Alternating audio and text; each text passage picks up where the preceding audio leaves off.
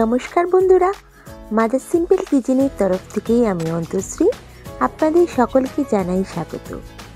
নতুন দিনের নতুন রেসিপি নিয়ে আমি আবার হাজির হয়ে গেছি। আজকে আমাদের রেসিপি কিমা মটর।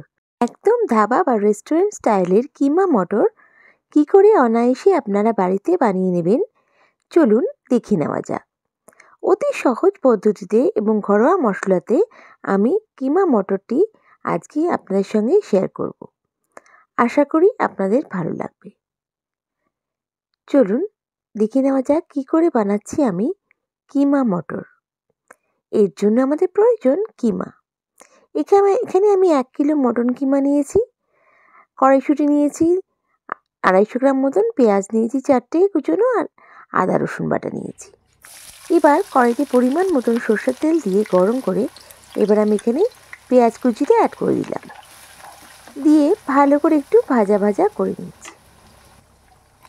এরপর এখানে আমি গোটা গরম মশলা অ্যাড করছি, দিয়ে আবার আমি ভালো করে নাড়িয়ে চাড়িয়ে নেব। এবার আমি এখানে অ্যাড করে দেব আদা রসুন বাটা। এখানে আমি 3 টেবিল স্পুন মতন আদা রসুন বাটা অ্যাড করছি।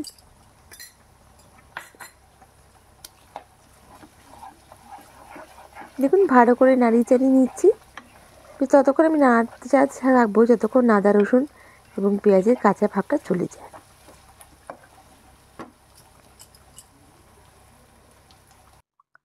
এবার আমি এখানে অ্যাড করে দিচ্ছি হলুদের গুঁড়ো। আমি এখানে 1 চামচ হলুদের গুঁড়ো, 1 চামচ লঙ্কা গুঁড়ো আর 1 চামচ কাশ্মীরি লঙ্কা গুঁড়ো অ্যাড করেছি। লঙ্কার ঝালটা আপনারা আপনাদের ঝাল অনুযায়ী বাড়াতে বা কমাতে পারেন। দেখুন ভালো করে বেশ নাড়িয়ে চাড়িয়ে নিচ্ছি। এরপর এখানে আমি অ্যাড করে দেব স্বাদ অনুসারে লবণ। লবণটা আপনারা আপনাদের স্বাদ অনুযায়ী ব্যবহার করবেন। দেখুন দিয়ে ভালো করে একটু নাড়িয়ে চাড়িয়ে নিচ্ছি।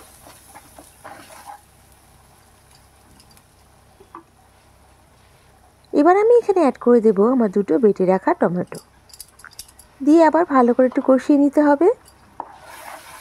ততক্ষণ কষাতে হবে যতক্ষণ না বেশ টমেটোর কাঁচা ভাবটা চলে যাচ্ছে। দেখুন আমি ভালো করে কষিয়ে নিচ্ছি।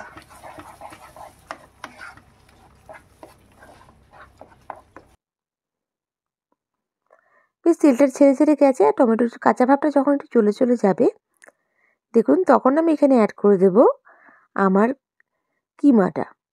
এখানে আমি 1 কিলো কিমা নিয়েছি, আর বেশ ফ্যাটযুক্ত কিমা নিয়েছি। কিমাতে দেখুন একটু ফ্যাট থাকলে ভালো, টেস্টটা সুন্দর আসবে। আর দেখুন এখানে এই কিমাতে আমার বেশ ফ্যাট আছে। আপনার যদি কিমাতে ফ্যাট না থাকে একটু আলাদা চর্বি অ্যাড করতে পারেন, তাহলে কিন্তু টেস্টটা পাল্টে যাবে, বেশ সুন্দর লাগবে কিমা মটরের টেস্টটা। দেখুন ভালো করে একটু কষিয়ে নিচ্ছি আমি। বেশ অনেকক্ষণ ধরে কিন্তু আমাকে কষাতে হবে। রান্নার স্বাদটা কিন্তু পুরো টোটালি ডিপেন্ড করে কষানোর উপর। দেখুন একটু ভালো করে নাড়িয়ে চাড়িয়ে নিচ্ছি। এবার আমি এখানে অ্যাড করে দেব কড়াইশুঁটি। এখানে কিন্তু আমি 250 গ্রাম কড়াইশুঁটি অ্যাড করেছি। এটা একদম ফ্রেশ কড়াইশুঁটি। যদি আপনাদের কাছে ফ্রেশ কড়াইশুঁটি না থাকে তাহলে কিমা কড়াইশুঁটিও অ্যাড করতে পারেন। দেখুন এবার ভালো করে কষিয়ে নিচ্ছি। আবার কিমা থেকে নিজস্ব জলটা ছেড়েছে, সেই জলে আমি কিন্তু রান্নাটা করছি। আমি কিন্তু এখানে কোনো এক্সট্রা জল অ্যাড করিনি।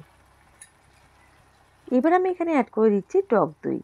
এখানে আমি 100 গ্রাম মতন ফ্যাটানো টক দই ইউজ করেছি। যখন টক দইটা দেবেন তখন গ্যাসের ফ্লেমটা কিন্তু স্লো করে দেবেন। দেখুন দিয়ে ভালো করে নাড়িয়ে চাড়িয়ে নিচ্ছি। টক দই, টমেটো আর নিজে কিমা এই সব থেকে জলটা যেটা বেরোবে সেটা দিয়ে কিন্তু আমার রান্নাটা পুরো হচ্ছে। দেখুন ভালো করে একটু কষিয়ে নিয়েছি, আর আমি কিন্তু ঢাকা দিয়ে এবার কুক করবো। এটা কিন্তু একদম লো ফ্লেমে ঢাকা দিয়ে আমি কুক করছি। 25 মিনিট মতন লাগবে, মাঝে মাঝে নেড়ে চেড়ে দিতে হবে। দেখুন বেশ সুন্দর তেলটা ছেড়েছে, আর কিমার কালারটাও কিন্তু পাল্টে গেছে। একটুভাবে দেখুন একটু হালকা গ্রেভি আছে, আমি একটু টানিয়ে নিচ্ছি। আপনারা যদি চান এরকম রাখতে পারেন, যে পরে কিন্তু এটা জমে যাবে, মানে গ্রেভিটা কিন্তু আরও টেনে যাবে। দেখুন ভালো করে কষিয়ে নিচ্ছি। এবার আমি এখানে 1 চামচ গরম মশলার গুঁড়ো দিয়ে সার্ভ করব। রুটি, পরোটা, নান, তন্দুরি সবার সাথেই জমে যাবে এই কিমা মটর। বন্ধুরা, আমার রেসিপিটা যদি ভালো লেগে থাকে প্লিজ লাইক করে সাবস্ক্রাইব করে আমার পাশে থেকে যাবেন।